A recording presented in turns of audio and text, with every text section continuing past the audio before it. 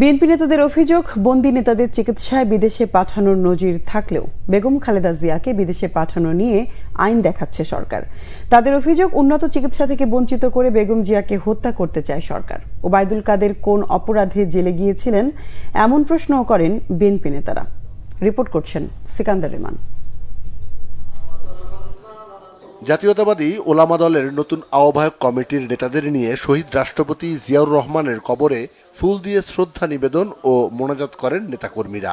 এ সময় বিএনপির স্থায়ী কমিটির সদস্য ডক্টর আব্দুল মঈন খান বলেন, ক্ষমতাসীন সরকারের পতনের জন্য বিরোধী রাজনৈতিক দলগুলো ষড়যন্ত্র করছে না, বরং আন্দোলনে ঐক্যবদ্ধ।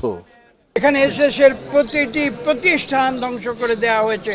এদেশের বিচার বিভাগ দেখুন, এদেশের জাতীয় সংসদ দেখুন, এদেশের নির্বাচন ব্যবস্থা দেখুন, এদেশের সিভিল প্রশাসন দেখুন, এদেশের পুলিশ প্রশাসন দেখুন, এদেশের বিচার বিভাগ। এখানে ষড়যন্ত্রের তো কোনো প্রশ্ন নেই। সরকার প্রকাশ্যে এই অপকর্মগুলো করে গিয়েছে। বাংলাদেশের 18 কোটি মানুষ, ডান বাম মধ্য সবাই মিলে প্রকাশ্যে বলছে যে বাংলাদেশে এই অবস্থা চলতে পারে না। এদিকে ছাত্রদলের সাবেক সাধারণ সম্পাদক হাবিবুর রশিদ হাবিব সহ বন্দী নেতাদের মুক্তির দাবিতে জাতীয় প্রেস ক্লাবের সামনে মানববন্ধন করা হয়।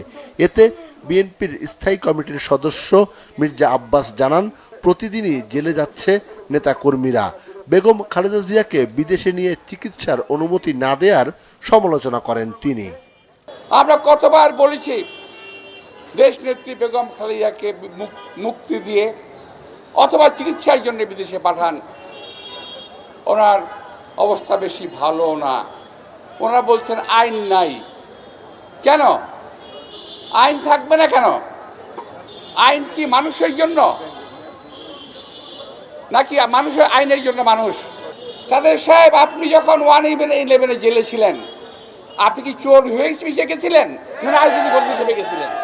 আমি জানতে চাই। উপজেলা নির্বাচনে না যাওয়ার সিদ্ধান্ত সঠিক বলে মনে করেন বিএনপি নেতারা। তারা বলেন, জনসম্পৃক্ততা না থাকায় দেশের কোনো সমস্যারই সমাধান করতে পারছে না ক্ষমতাসীনরা। সিকান্দার রেমান, বাংলাভিশন, ঢাকা।